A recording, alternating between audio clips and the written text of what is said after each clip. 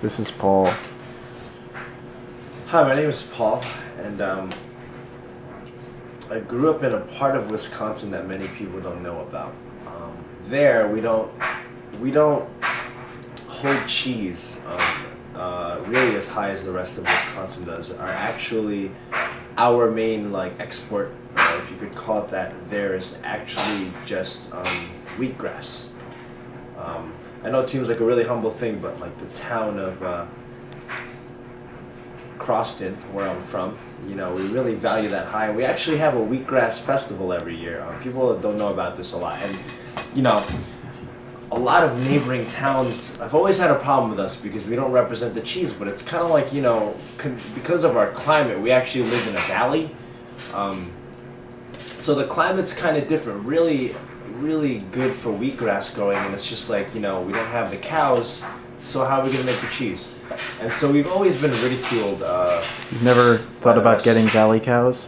Excuse me, valley cows? Yeah. No, valley cows have to be imported from Peru, and so that they're very hard to bring on the plane, and they die because it's not Peru. Yeah. Yeah. And because of most of our economic stability is based on wheatgrass, that's not really a popular thing right now. Everybody's going for the superfoods like acai berry and stuff and pomegranates. So wheatgrass has been on kind of a low, so we're kind of in an economic deficit right now. What are you guys trying to do right now to promote wheatgrass? Well, we have the Wheatgrass Festival every year. People make wheatgrass pies, wheatgrass cookies, wheatgrass. We even have recently we made one of those balloons like you see in the Macy's Day Parade of wheatgrass. That's kind of hard to fly around. It's a really awkward shape. We actually just have many single wheatgrass balloons stacked next to each other, so they get tangled a lot. And considering our town's only maybe like a 2-mile radius, it's kind of a short-lived parade.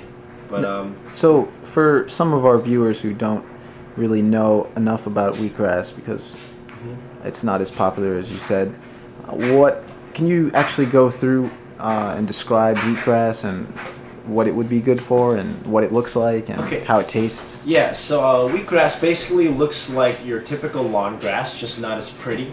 It's a little less uniform. We just let it grow naturally. In terms of it taste, pretty much tastes like grass. What it's good for, pretty much nothing, but since we grow that a lot, we try to incorporate it in our foods.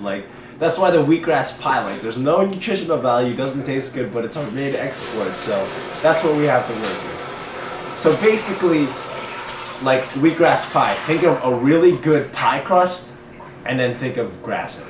And then wheatgrass,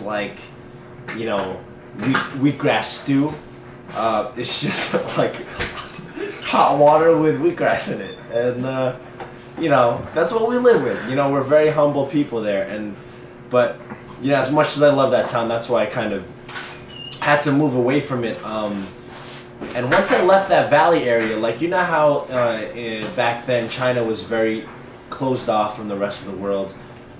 That's kind of how my town was. And so as I started to leave, I understood why we were in an economic deficit.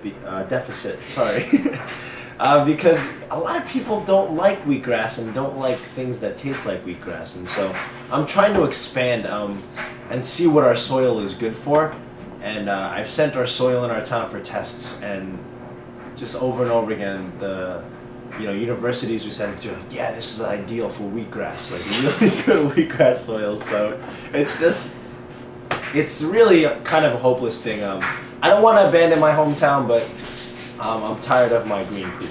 So. Yeah. Have you ever thought about making wheatgrass into something else that you could perhaps sell as a commodity? If you ever heard of the Ithaca Hemp Company, we've tried to start something too. We tried to call it the Wisconsin Wheatgrass Company. The only problem is we can't turn it into a hemp-like material, so it's literally just wheatgrass sewn together. And so, as you could imagine, we tried to really promote wheatgrass underwear, especially during a Wheatgrass Festival, but wheatgrass sewn together and then rubbing on your genitals is not really it's not good. We tried to be promote stimulation for for it's a good like aphrodisiac, but actually it just gets really itchy. Yeah, maybe like a feather duster or something. Yeah, feather dusters are good. We tried making brooms out of them, but what ends up happening is the wheatgrass is not quite tough enough, so you end up just kind of like, missing a lot of the dust and stuff and a lot of the little particles, and you end up having to sweep a lot more, so that doesn't work out. We made wheatgrass hats. That was okay. The only problem is they're not like waterproof, and so you really just end up with like a really soggy hat after a rainy day. So that's why I moved out of my hometown in Wisconsin, and I stopped my ban on cheese. I actually understand why the rest of Wisconsin likes cheese. I mean, I when I left for college, just like any other hometown boy would, I tried new things, and I tried cheese, and I was like, they have a right to make fun of us, because cheese is a little more diverse than wheatgrass. So that I understand. All right. Yeah. Thank you. Any more questions? I think that's about it. That's all the time we have. Thank you for stopping by. No problem. All right. All right. See you later.